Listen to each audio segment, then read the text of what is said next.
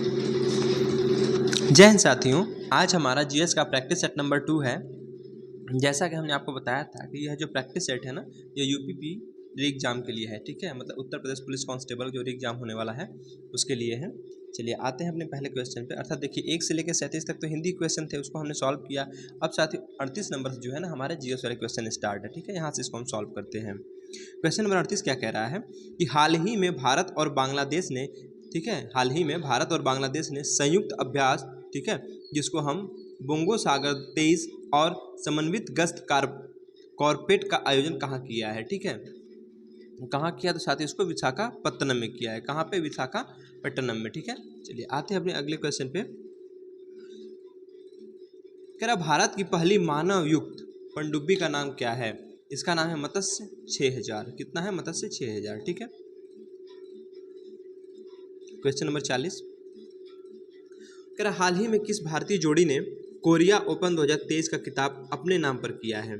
ठीक है, हाल ही में, ये करंट अफेयर क्वेश्चन है। हाल ही में किस भारतीय जोड़ी ने कोरिया ओपन 2023 का खिताब अपने नाम किया है? तो क्या है? सात्विक साईराज रंकीरेड्डी और चिराग शेट्टी ने। ठीक है, किसने? सात्विक साईराज रंकीरेड्डी और चिराग शेट्टी ने। ठीक है, क्वेश्चन नंबर 41 कह रहा हाल ही में गुजरात सरकार ने किसे राज्य मछली घोषित किया है? ठीक, हाल ही में गुजरात सरकार ने किसे राज्य मछली घोषित किया है? तो किसको किया साथियों? ये किया है घोल मछली को। ठीक है, यानी ऑप्शन नंबर सी हमारा सही जवाब होगा। ठीक है, आते हैं अगले क्वेश्चन पे। क्वेश्चन नंबर 42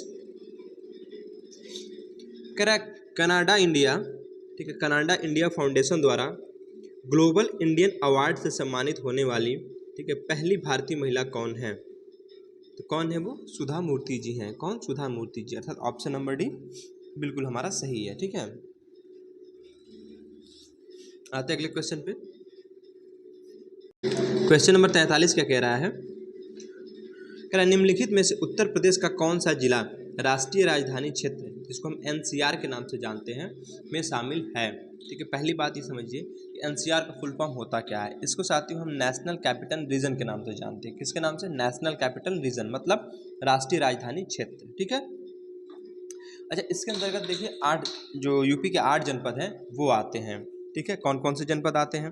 पहली बात इसका आंसर हम दे लेते हैं। तो कह रहा है कि कौन सा एनसीआर में शामिल है, कौन सा जिला? तो वो शामली जिला हमारा है। ठीक है, और शामली जिला के बारे में आपको बात बताएं हम, जो शामली जिला है ना, अपने उत्तर प्रदेश का सबसे पश्चिमी जिला है। ठीक है, कौन सा है? उत्तर प्रदेश का सबसे पश्चिमी जिला। अगर पूछ दे आपसे कि उत्तर प्रदेश का सबसे पूर्वी जिला कौन सा है, तो उत्तर प्रदेश का सबसे पूर्वी जिला बलिया है। और उत्तर प्रदेश का सबसे उत्तरी जिला सहारनपुर है। और सबसे दक्षिणी जिला कौन है? सोनभद्र है। ठीक है, चलिए अब हम देख लेते हैं कि एनसीआर में, ठीक है, एनसीआर में हमारे कौन कौन से जिले शामिल है। तो हमने जैसा आपको बताया था कि एनसीआर में हमारे, ठीक है, यूपी के 8 जिलों को शामिल किया गया है। इसमें से पहला आपका मेरठ है, दूसरा मुजफ्फरनगर, तीसरा गाजियाबाद, चौथा गौतम बुद्ध नगर, ठीक है, पाँचवां बुलंदशहर, छठवां बागपत, सातवां हापुड़ और 8वां शामली है। ठीक है, कौन कौन सा है? मेरठ, मुजफ्फरनगर, गाजियाबाद, गौतम बुद्ध नगर, बुलंदशहर, बागपत, हापुड़, शामली।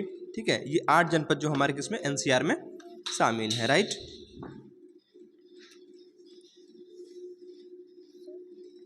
चलिए आगे देखते हैं क्वेश्चन। क्वेश्चन नंबर कौन सा है? क्वेश्चन नंबर 44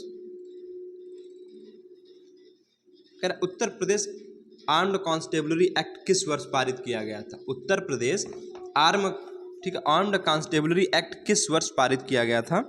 तो साथ ही ये कब पारित किया गया था? ये 1948 में पारित किया गया था। ठीक है, किसमें? 1948 में। अर्थात ऑप्शन नंबर ए हमारा सही जवाब होगा। ठीक है, आगे चलते क्वेश्चन नंबर 45 पे। इसमें सही कूट का मिलान करना है। क्या कह रहा है? सूची 1 को सूची 2 से सुमेलित कीजिए, नीचे दिए कूट से सही उत्तर दीजिए। ठीक है, देखिए पूछ रहा है कि भातखंडे संगीत संस्थान जिसकी स्थापना 1926 को हुई थी, राज्य ललित कला अकादमी इसकी स्थापना 1962 को हुई थी, उत्तर प्रदेश संगीत नाटक अकादमी इसकी स्थापना 1963 को हुई थी, या भारतेंदु नाट्य अकादमी इसकी स्थापना 1975 को हुई थी। ठीक है, अब बताना है कि किसकी स्थापना कब हुई थी। तो देखिए जैसा कि हम जानते हैं कि जो भातखंडे संगीत संस्थान है इसकी स्थापना 1926 को हुई थी, ये बिल्कुल सही मैच है। ठीक है, उसके बाद आगे देखिए हम, तो राज्य ललित कला अकादमी इसकी स्थापना 1962 को हुई थी, ये भी बिल्कुल सही है। फिर उत्तर प्रदेश संगीत नाट्य अकादमी 1963 में इसकी स्थापना हुई थी, ये भी बिल्कुल सही है। और भारतेंदु नाट्य अकादमी, इसकी स्थापना 1975 को हुई थी, ठीक है, ये भी हमारा सही है। मतलब हमारा ऑप्शन नंबर ए बिल्कुल सही हो जाएगा। मतलब 1 2 3 4 ये क्या है, बिल्कुल सही मैच है, ठीक है।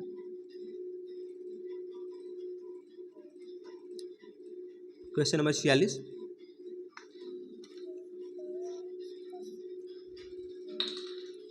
कह रहा है कि वर्तमान उत्तर प्रदेश में भारत के प्राचीनतम 16 महाजनपदों में से कुल कितने महाजनपद स्थित थे। पहली बात ये समझिए कि हम अगर बात करें पूरे भारत की, तो पूरे भारत में हमारे 16 महाजनपद हुआ करते थे। कितने थे? 16 महाजनपद। इन 16 महाजनपदों में से साथियों 8 महाजनपद जो हैं हमारे उत्तर प्रदेश में थे। कितने थे? 8 उत्तर प्रदेश में थे। इसका ऑप्शन तो सी हो जाएगा सही। यही आपसे पूछा है कि वर्तमान उत्तर प्रदेश, मतलब आज के उत्तर प्रदेश की बात कर रहा है कि वर्तमान उत्तर प्रदेश में भारत के प्राचीनतम 16 महाजनपदों में से कितने महाजनपद स्थित थे। तो 8 महाजनपद जो हमारे कहाँ पे, उत्तर प्रदेश में स्थित थे, ठीक है। देखिए अगर हम बात करें कि बौद्ध ग्रंथ एक है अंगुत्तर निकाय, ठीक है, बौद्ध ग्रंथ अंगुत्तर निकाय, ठीक है, जिसके अनुसार पहले बात की इसकी जानकारी हमें मिली कहाँ से कि हमारे भारत में 16 महाजनपद थे, जिसमें से 8 महाजनपद हमारे उत्तर प्रदेश में हैं, ठीक है, वर्तमान में। तो इसकी जानकारी साथियों हमको बौद्ध ग्रंथ के अंगुत्तर निकाय से प्राप्त हुई है। चलिए इसके बारे में थोड़ा जान लेते हैं। देखिए जो बौद्ध ग्रंथ अंगुत्तर निकाय है ना, ठीक है, इसके अनुसार 6वीं शताब्दी ईसा पूर्व। अब ईसा पूर्व क्या होता है, देखिए अभी हमने आपको कल ही बताया था कि एक होता है 0, ठीक है, 0 में हम क्या कहते हैं कि ईसा मसीह का जन्म मानते हैं, ठीक है। जैसे हमारा ये है, ये हमारा 0 है यहाँ पे, ठीक, तो यहाँ पे हमारे ईसा मसीह का जन्म हुआ था। इसके अगर आगे आप जाते हैं तो यहाँ पे एडी होता है, जिसको हम एनो डोमिनी के नाम से जानते हैं। और पीछे की जो घटनाएं होती हैं इसको हम बीसी में काउंट करते हैं, ठीक है, यानी बीसी में, ठीक है। तो जो मतलब महात्मा बुद्ध वाली जितनी भी घटनाएं हुई, महात्मा बुद्ध जी का जन्म हुआ, ठीक है, या जैन धर्म, बौद्ध धर्म, ये सब कहाँ से आती हुई, या फिर मगध साम्राज्य की बात करें तो ये सब बीसी में घटनाएं घटित हुई है, ठीक है, तो इसलिए इनको हम बीसी में लिखते हैं, ठीक। और बाकी आगे जैसे मान के चलिए आपका मुगल साम्राज्य, ये सब जो है एडी में, ठीक है, ये सब जैसे 1526 वगैरह जैसे जितने भी हैं ये सब है, ये एडी के अंतर्गत आती हैं, ठीक है। तो एडी और बीसी ये होते हैं, ठीक। तो इसमें क्या पूछा है आपसे पूछा है कि उत्तर प्रदेश की नहीं, ये है ना वर्तमान जन, हाँ, इसमें तो हमने बता दिया कि इसका 8 महाजनपद जो हमारे, अरे हाँ, 8 महाजनपद जो हमारे उत्तर प्रदेश में थे, ठीक है। तो चलिए हमने आपको बताया था कि बौद्ध ग्रंथ अंगुत्तर निकाय के, ठीक है, 16वीं शताब्दी ईसा पूर्व में भारतवर्ष में 16 महाजनपदों में विभाजित था, ठीक। और इसमें से हमने बता दिया कि इन 16 महाजनपदों में से साथियों 8 महाजनपद जो हमारे कहाँ पे थे, उत्तर प्रदेश में, ठीक है। चलिए इनका विवरण देख लेते हैं कौन कौन सा। देखिए एक था काशी महाजनपद, ठीक है। अगर काशी महाजनपद की ज़्यादातर राजधानी बहुत ज़्यादा हर महाजनपद की पूछी जाती है, तो काशी महाजनपद की राजधानी की बात करें तो वाराणसी थी। क्या थी? वाराणसी। अच्छा आधुनिक क्षेत्र पूछे कि वो जो काशी महाजनपद था उसका आधुनिक क्षेत्र क्या है, तो उसका आधुनिक क्षेत्र है साथियों वाराणसी ही है, ठीक है। चलिए अब हम बात करते हैं दूसरा महाजनपद जो कि पांचाल। हम उत्तर प्रदेश के 8 महाजनपद की बात कर रहे हैं, यहाँ पे 16 महाजनपद की बात नहीं करेंगे क्योंकि ये यूपी जी का क्वेश्चन है, ठीक है। तो देखिए पांचाल महाजनपद, ठीक है, पांचाल महाजनपद की राजधानी की बात करें तो इसकी राजधानी जो थी अहिच्छत्र या कांपिल्य थी, ठीक है, अहिच्छत्र या कांपिल्य थी, ठीक। अगर हम बात करें आधुनिक क्षेत्र, देखिए बरेली, बदायूं और जो फर्रुखाबाद वाला क्षेत्र है ना, ये वाला जो वर्तमान क्षेत्र है ये पांचाल महाजनपद का उसमें क्षेत्र हुआ करता था। अगला जो महाजनपद है वो है वत्स, ठीक है। वत्स की राजधानी क्या थी? कौशाम्बी। अगर आधुनिक क्षेत्र की बात करें तो इलाहाबाद एवं बांदा वाला जो क्षेत्र है वो वत्स का क्षेत्र हुआ करता था। जो अगला महाजनपद है चौथा, ठीक है, ये है सूरसेन। अब सूरसेन की जो राजधानी थी साथियों ये मथुरा थी, और आधुनिक क्षेत्र भी क्या है? मथुरा ही है। कौशल की बात करें, कौशल महाजनपद की, इसकी राजधानी श्रावस्ती थी, ठीक है, क्या थी? श्रावस्ती। और आधुनिक क्षेत्र की बात करें तो जो फैजाबाद वाला क्षेत्र है, ठीक है, वो कौशल महाजनपद का क्षेत्र हुआ करता था। जो अगला है कुरु महाजनपद की अगर राजधानी पूछे तो इंद्रप्रस्थ थी। जैसे मेरठ, दिल्ली, दक्षिणी पूर्वी हरियाणा जो है ये सब क्षेत्र हमारे आते थे। मल्ल की बात करें, ठीक है, मल्ल, तो मल्ल महाजनपद की जो राजधानी थी साथियों वो कुशीनारा, ठीक है, या पावा थी, ठीक। अगर हम बात करें आधुनिक क्षेत्र की तो देवरिया, गोरखपुर वाला जो क्षेत्र है, ठीक है, वो हमारे मल्ल महाजनपद का क्षेत्र हुआ करता था। एक है चेदी, ठीक है, 8वां जो है चेदी की अगर राजधानी पूछे तो है शक्तिमती, ठीक है, कौन सी है? शक्तिमती। और आधुनिक क्षेत्र कौन सा है? बुंदेलखंड। कौन सा है? बुंदेलखंड। तो हमने क्या बताया 8 महाजनपद के बारे में कि काशी महाजनपद की राजधानी वाराणसी थी, पांचाल महाजनपद की राजधानी अहिच्छत्र थी, ठीक है, और वत्स महाजनपद की राजधानी कौशाम्बी थी, सूरसेन की मथुरा थी, कुरु की इंद्रप्रस्थ थी, फिर उसके बाद हमने कौशल का बताया, कौशल की श्रावस्ती थी, फिर मल्ल का कुशीनारा थी, ठीक है, और चेदी का शक्तिमती थी, राइट। चलिए आगे हम चलते क्वेश्चन नंबर 47 पे। कह रहा उत्तर प्रदेश की कौन सी जनजाति दिवाली को शोक के रूप में मनाती है, ठीक है, दिवाली को शोक के रूप में, तो साथी कौन सी है, थारू जनजाति है, ठीक है, कौन सी है, थारू जनजाति। देखिए जो थारू जनजाति होती है वो दिवाली को शोक के रूप में मनाती है। अच्छा, सबसे बड़ा सवाल ये है कि शोक के रूप में मनाती क्यों है। तो देखिए इसमें होता क्या है कि इस दिन, मतलब किस दिन, दिवाली के दिन, दिवाली के दिन ये क्या करते हैं ना कि अपने पूर्वजों की याद में उनका एक पुतला बनाकर, ठीक है, पूजा अर्चना करते हैं और उनको श्रद्धांजलि देते हैं। कौन, थारू जनजाति के लोग, ठीक है। अब हम बात करें थारू जो जनजाति है, ठीक है, ये उत्तर प्रदेश के तराई क्षेत्र के 5 जिलों में ज़्यादातर पाई जाती है। अब तराई जिले कौन कौन से हैं, अब तो जानते हो, जो सहारनपुर वाला बेल्ट है वहाँ से स्टार्ट होते हुए सीधे आपके कुशीनगर देवरिया तक जाता है, ठीक है, तो ये हमारे क्या तराइन बेल्ट वाले क्षेत्र हैं। लेकिन इनमें बस 5 जो जनपद है उनमें ये ज़्यादातर पाई जाती हैं। तो हमने क्या बताया कि थारू जनजाति के लोग जो है उत्तर प्रदेश के तराई क्षेत्र के 5 जिलों में पाए जाते हैं। कौन कौन से, महाराजगंज, ठीक है, सिद्धार्थनगर, श्रावस्ती, बहराइच व लखीमपुर खीरी। महाराजगंज, सिद्धार्थनगर, श्रावस्ती, बहराइच और लखीमपुर खीरी। अच्छा, इन जो जनपद है इनके उत्तरी भाग में, ठीक है, कहाँ पे, उत्तरी भागों में ये निवास करते हैं। उत्तरी मतलब हमने बताया किसी भी जनपद का, ठीक है, अगर आप देखते हैं मैप, एक पूर्वी भाग होता है, एक पश्चिमी होता है, ठीक, उत्तरी होता है, एक दक्षिणी। तो जैसे उत्तर प्रदेश की बात करें, ठीक है, उत्तर प्रदेश का हमने बताया ना, अभी पूर्वी जिला क्या, बलिया है, पश्चिमी जिला शामली है, उत्तरी जिला सहारनपुर है और दक्षिणी जिला सोनभद्र है। तो वैसे अगर हम एक, ये तो पूरे हम ऑल ओवर आपको एक स्टेट की बात बताया, अगर वहीं एक जनपद की बात करें तो वहाँ भी पूर्व पश्चिम उत्तर दक्षिण होता है। तो वही जो हमारे हमने बताया कि ये जो थारू जनजाति रहती है, ठीक है, ये महाराजगंज, सिद्धार्थनगर, श्रावस्ती और बहराइच और लखीमपुर, ठीक है, लखीमपुर खीरी, इनके उत्तरी भाग, ठीक, उत्तरी भाग में क्या करती है, निवास करती है, राइट। अच्छा, पूछ दे कि किस वंश से थे, तो ये साथियों किरात वंश थे। किसके, किरात वंश के ये माने जाते हैं, ठीक है। चलिए क्वेश्चन नंबर 48 पे चलते हैं। कवयित्री महादेवी वर्मा का जन्म किस शहर में हुआ था। इनका जन्म साथियों फर्रुखाबाद में हुआ था। कहाँ पे हुआ था, फर्रुखाबाद में, ठीक है। चलिए आगे चलते हैं क्वेश्चन नंबर 49 पे।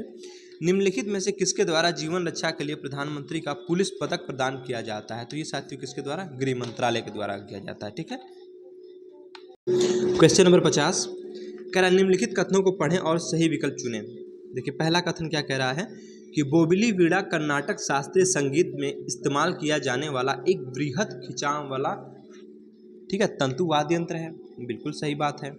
फिर आगे कह रहा है बोबिली वीणा को आमतौर पर एकड़ा वीणा के रूप में जाना जाता है क्योंकि वे लकड़ी के एक टुकड़े से बनाए जाते हैं। ये भी बात सही है, मतलब 1 और 2 दोनों सही है, ठीक है। ऑप्शन नंबर ए देखिए, पहला सही है और दूसरा सही है, मतलब ऑप्शन नंबर ए हमारा सही जवाब होगा, ठीक है। क्वेश्चन नंबर 51 कह रहा है म्यांमार की मुद्रा निम्नलिखित में से कौन सी है। अब बताइए म्यांमार की मुद्रा कौन सी है।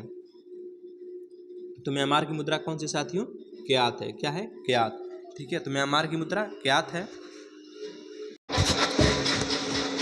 म्यांमार की मुद्रा साथियों हमने क्या बताया, क्यात है, ठीक है।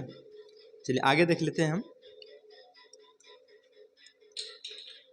अगर पूछ दे आपसे, ठीक है, नाइजीरिया की मुद्रा, ठीक है, तो नाइजीरिया की मुद्रा नायरा होती है। ओमान की मुद्रा रियाल है और नॉर्वे की क्रोन है। नॉर्वे की क्या है, क्रोन। तो क्रोन कहाँ की है, नॉर्वे की है। नायरा कहाँ की है, नाइजीरिया की है। और रियाल कहाँ की है, ओमान की है, ठीक है। चलिए क्वेश्चन नंबर 52 कह रहा निम्नलिखित में से किस भारतीय खिलाड़ी ने प्लेइंग टू विन नामक आत्मकथा लिखी है। ठीक है, किसने लिखी है, तो साइना नेहवाल ने लिखी है। किसने लिखी है, साइना नेहवाल ने लिखी है, ठीक है।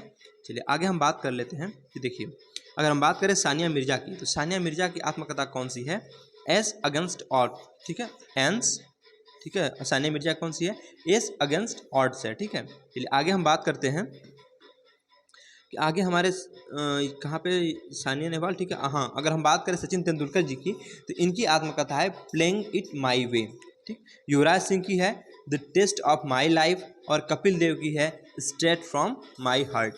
चलिए क्वेश्चन नंबर 53 कह रहा है पारंपरिक नृत्य रूप गोटी पुआ का संबंध किस राज्य से है। तो साथियों किससे है, उड़ीसा से, यानी ऑप्शन नंबर बी सही जवाब होगा, ठीक है। तो गोटी पुआ भारत के उड़ीसा राज्य में, ठीक है, कुंवारे लड़कों द्वारा किया जाने वाला एक पारंपरिक नृत्य है। जो गोटी पुआ है, ठीक है, ये तो पहली बात कि गोटी पुआ लोक नृत्य है कहाँ का, तो गोटी पुआ जो नृत्य है ये साथियों उड़ीसा का है। अच्छा, कौन करता है इसको, तो इसको क्या करते हैं, जो कुंवारे लड़के हैं ना, ठीक है, कुंवारे लड़कों द्वारा किया जाने वाला एक पारंपरिक नृत्य है, जो लड़के जगन्नाथ और कृष्ण की प्रशंसा करने के लिए महिलाओं के रूप में तैयार होकर करते हैं। राइट।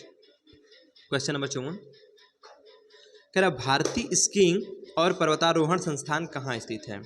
भारतीय स्कीइंग और पर्वतारोहण संस्थान कहाँ स्थित है, तो साथियों गुलमर्ग में है। कहाँ पे है, गुलमर्ग में है। राइट। चलिए आगे हम बात करते हैं क्वेश्चन नंबर 55 की। क्या निम्न में से किस देश को हवाओं का देश कहा जाता है, तो हवाओं का देश किसको कहते हैं, डेनमार्क को कहते हैं। ठीक है, डेनमार्क को। क्वेश्चन नंबर 56 क्या निम्नलिखित में से किस आर्थिक व्यवस्था में पूंजीगत वस्तुओं पर निजी व्यक्तियों, ठीक है, या व्यापारियों का स्वामित्व होता है और माल और सेवाओं का उत्पादन बाजार में आपूर्ति और मांग, मतलब डिमांड और सप्लाई की बात कर रहा है, ठीक है, पर निर्भर होती है। तो साथियों कौन सी होती है इसमें, ठीक है, इसमें होती है पूंजीवादी अर्थव्यवस्था। ठीक है, पूंजीवादी जो अर्थव्यवस्था होती है ये डिमांड और सप्लाई पे चलती है। ठीक, चलिए आगे हम बात करते हैं क्वेश्चन नंबर 57 जीएसटी की अधिकतम दर कितनी है। जीएसटी के कितने स्लैब्स हैं, ठीक है, उसमें जो मैक्सिमम स्लैब है वो कौन सा है, तो जीएसटी का जो मैक्सिमम स्लैब है वो 28% है। कितना है, 28% है। राइट। देखिए अगर हम बात करें जीएसटी के अधिकतम स्लैब होने कितना पता है, 28%। अगर हम बात करें जो 28% है, ठीक है, इसके अंतर्गत क्या क्या आता है, तो देखिए इसके अंतर्गत ऑनलाइन गेमिंग आता है, कैफीन युक्त पेय पदार्थ आते हैं, सिगार आते हैं, ठीक है, धूम्रपान पाइप आता है, और एयर कंडीशनिंग मशीन जो होती है ना, और निजी जो उपयोग के विमान आते हैं, ये सब 28% स्लैब के अंतर्गत आते हैं। ठीक है, अगला क्वेश्चन क्या भारत के निम्नलिखित राज्यों में से किसके 3 तरफ अंतर्राष्ट्रीय सीमा स्थित है, तो साथियों त्रिपुरा है। त्रिपुरा भारत का एक ऐसा राज्य है, ठीक है, जो कि 3 तरफ से बांग्लादेश से घिरा हुआ है। ठीक, अब इसके 3 तरफ से भाई बांग्लादेश तो क्या हमारा तो अपना देश है नहीं, वो तो दूसरा देश है। ठीक है, तो अंतर्राष्ट्रीय सीमा 3 तरफ से घिरी, मतलब लगी है ना त्रिपुरा की। तो वही पूछ रहा है कि भारत के निम्नलिखित राज्यों में से किसके, ठीक है, 3 तरफ अंतर्राष्ट्रीय सीमा स्थित है, तो त्रिपुरा की है। क्यों, क्योंकि त्रिपुरा जो है साथियों बांग्लादेश के 3 तरफ से घिरा हुआ है। क्वेश्चन नंबर 59 कह रहा भारत के निम्नलिखित में से कौन सी पर्वत श्रेणी केवल एक ही राज्य में विस्तृत है, तो जो साथियों अजंता की गुफा, मतलब अजंता की जो पर्वत श्रेणी है ना, सिर्फ महाराष्ट्र में है। कहाँ पे, महाराष्ट्र में। ठीक है, इसका ऑप्शन नंबर ए बिल्कुल सही हो जाएगा।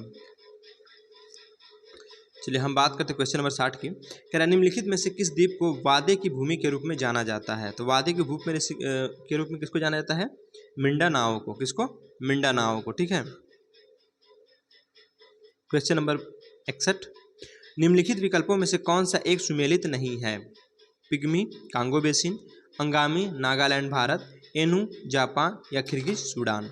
ठीक है, जो खिर्गिज है साथियों सूडान, ये हमारा क्या है, ये सही सुमेलित नहीं है। बाकी पिग्मी कांगो बेसिन सही है, अंगामी नागालैंड भारत ये भी सही है, एनू जापान ये भी सही है। ठीक है, देखिए खिर्गिज कहाँ का है, अगर इससे हम बात करें कि संबंधित स्थान या देश की, तो खिर्गिज कहाँ है साथियों, मध्य एशिया में पड़ता है, एनू जापान में, अंगामी नागालैंड भारत में, और पिग्मी कांगो बेसिन में। ठीक है, पिग्मी कहाँ, कांगो बेसिन में है।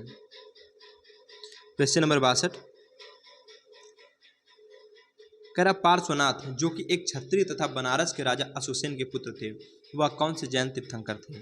ठीक है, पहली बात कि जैन धर्म के जो तीर्थंकर थे, ठीक है, पहले तीर्थंकर कौन थे, ठीक है, दूसरे कौन थे, फिर उसके बाद 24वें 23वें, ये सब तीर्थंकर ज़्यादातर पूछे जाते हैं। तो जो पार्श्वनाथ थे साथियों, ठीक है, ये पूछ रहा है कि जैन धर्म के कौन से नंबर के तीर्थंकर थे, तो ये साथियों 23वें तीर्थंकर थे। कौन से थे, 23वें तीर्थंकर थे। ठीक है, आगे देखते हैं। देखिए अगर पूछ ले आपसे कि जैन धर्म के पहले तीर्थंकर, तो पहले तीर्थंकर हमारे ऋषभ देव थे। कौन थे, ऋषभ देव। अच्छा, जैन धर्म के दूसरे तीर्थंकर कौन थे, अजीतनाथ थे। और जैन धर्म के 24वें तीर्थंकर महावीर स्वामी जी थे। आगे देखते हैं क्वेश्चन नंबर 63 कह आगरे किले के परिसर में निम्नलिखित मुगल शासकों में से किसने मोती मस्जिद का निर्माण कराया था, तो मोती मस्जिद का निर्माण साथियों शाहजहां ने कराया था। ठीक है, किसने कराया था, शाहजहां ने कराया था। ठीक है, चलिए हम शाहजहां के द्वारा कुछ निर्माण कार्य देख लेते हैं। सबसे पहले हम देखते हैं कि शाहजहां ने आगरा में क्या क्या बनवाया था, क्या क्या स्थित है। तो देखिए मोती मस्जिद बनवाया था, ताजमहल भी बनवाया था, दीवाने आम दीवाने खास भी बनवाया था, और जामा मस्जिद और शीश महल, ये कहाँ पे, आगरा में बनवाया था। तो आगरा में कौन कौन से शाहजहां द्वारा निर्मित इमारतें हैं, ठीक है, मोती मस्जिद है, ताजमहल है, दीवाने आम, दीवाने खास है, जामा मस्जिद है और शीश महल है। अच्छा, इसने दिल्ली में भी कुछ बनवाए थे। ठीक है, दिल्ली में कौन कौन सी इमारतें बनवाई थी? शाहजहां ने तो लाल किला बनवाया था, मोती महल बनवाया था, शाहजहां, फिर उसके बाद दीवाने आम, दीवाने खास, ठीक है, जो कि लाल किले के भीतर इसको बनवाया था। ठीक है, चलिए आगे हम देखते हैं क्वेश्चन नंबर 64। कह रहा है किस घटना के बाद महात्मा गांधी ने फरवरी वर्ष 1922 में असहयोग आंदोलन वापस ले लिया था? तो साथियों, जो चौरी चौरा घटना हुई थी ना, इसी के दौरान जो है महात्मा गांधी जी ने, ठीक है, 1922 ईस्वी में असहयोग आंदोलन को वापस ले लिया था। ठीक है, अब देखिए हम बात करते हैं कि चौरी चौरा जो घटना है ये 4 या 5 फरवरी 1922 को तत्कालीन संयुक्त प्रांत जो गोरखपुर है, ठीक है, गोरखपुर जनपद, वहाँ पे हुई थी। अगर हम बात करें चौरी चौरा घटना, ठीक है, अब कब हुई? 4 या 5 फरवरी को। ठीक है, लेकिन चौरी चौरा घटना के फलस्वरूप जो महात्मा गांधी जी ने 12 फरवरी 1922 को असहयोग आंदोलन क्या कर लिया था? वापस ले लिया था। ठीक, चलिए आगे चलते क्वेश्चन नंबर 65 पे। कह निम्नलिखित में से कौन भारत के स्वतंत्रता आंदोलन के लाल बाल पाल में से एक थे? कौन थे? तो साथियों कौन थे? लाला लाजपत राय थे। ठीक है, लाला लाजपत राय। तो पूछा क्या, निम्नलिखित में से भारत के स्वतंत्रता आंदोलन के लाल बाल पाल में से एक थे? तो लाला लाजपत राय जी थे। ठीक है, देखिए कौन कौन थे। अगर हम बात करें लाला लाजपत राय के नाम से प्रसिद्ध जगह तिगड़ी कौन सी? देखिए लाला लाजपत राय, बाल गंगाधर तिलक तथा विपिन चंद्र पाल। कौन कौन थे? देखिए लाल से लाला लाजपत राय, बाल से विपिन चंद्र पाल, ठीक है, सॉरी, बाल से बाल गंगाधर तिलक और पाल से कौन है? विपिन चंद्र पाल। ठीक है, लाल बाल पाल। तो लाल से लाला लाजपत राय, बाल से बाल गंगाधर तिलक और अगर हम बात करें पाल से तो विपिन चंद्र पाल। ठीक है,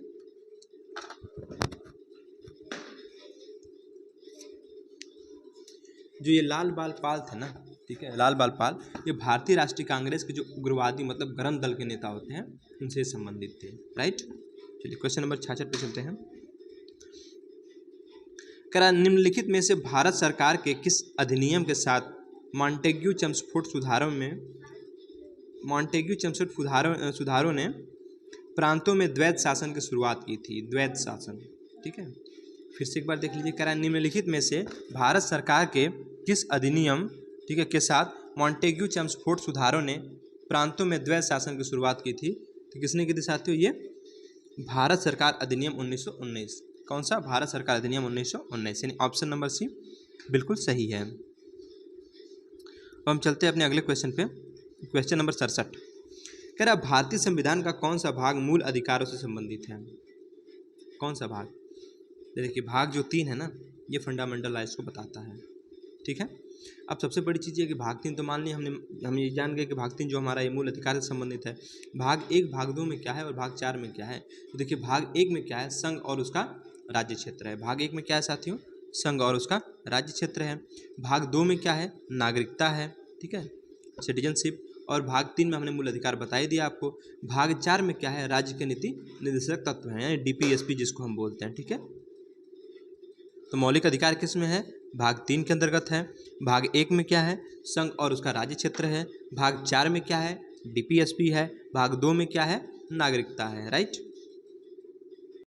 क्वेश्चन नंबर 68 कह रहा है कि भारत में सर्वोच्च न्यायालय के न्यायाधीशों, ठीक है, की अधिकतम संभावित संख्या कितनी होती है?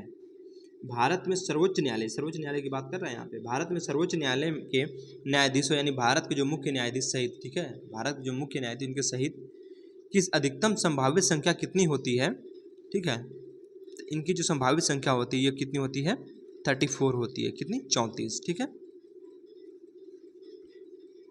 क्वेश्चन नंबर 69 की बात करते हैं। 69 क्या कहता है? कह रहा निम्नलिखित संस्थाओं में से कौन सी एक संविधानेतर संस्था है?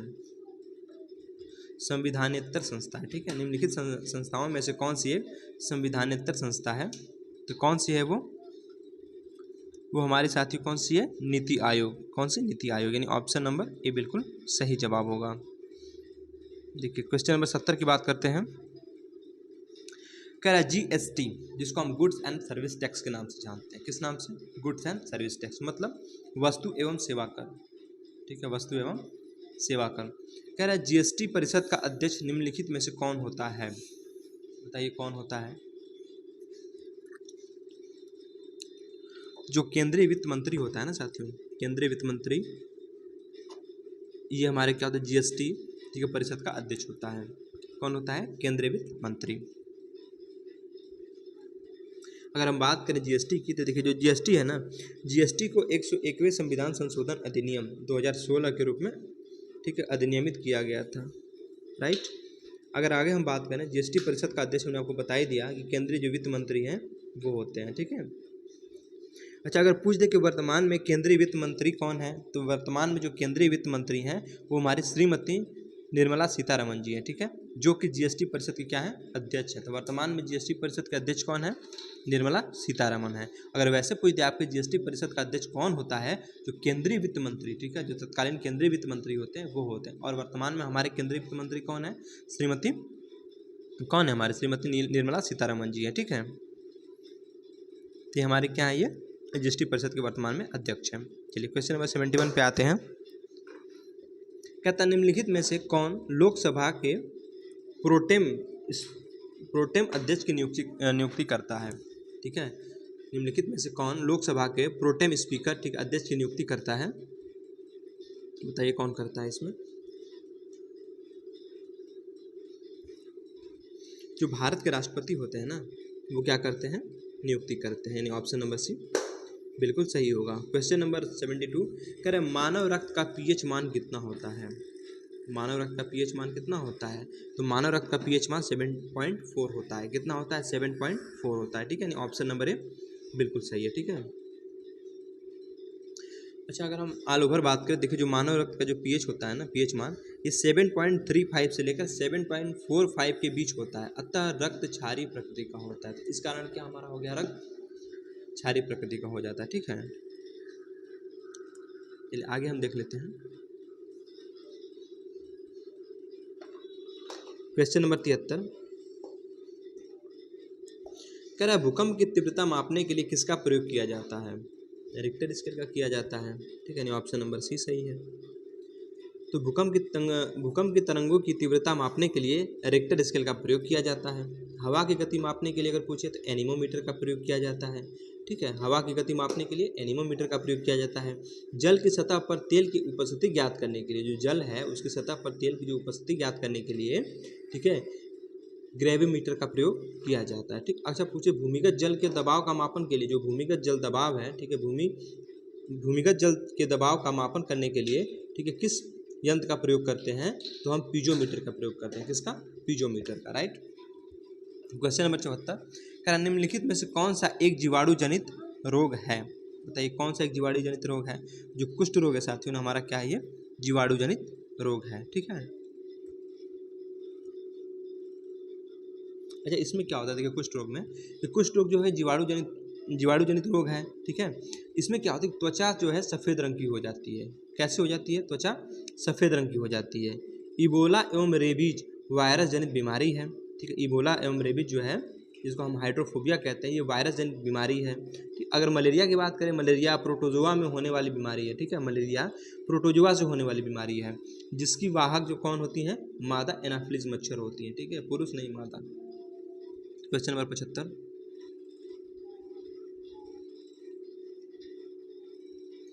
कह रहा कौन सी गैस बायोगैस का एक प्रमुख घटक है, कौन सी गैस बायोगैस का एक प्रमुख घटक है, तो कौन सी है, मीथेन, यानी ऑप्शन नंबर भी बिल्कुल सही है, ठीक है। यानी बायोगैस का प्रमुख घटक कौन है, मीथेन, जिसको हम CH4 कहते हैं, ठीक है।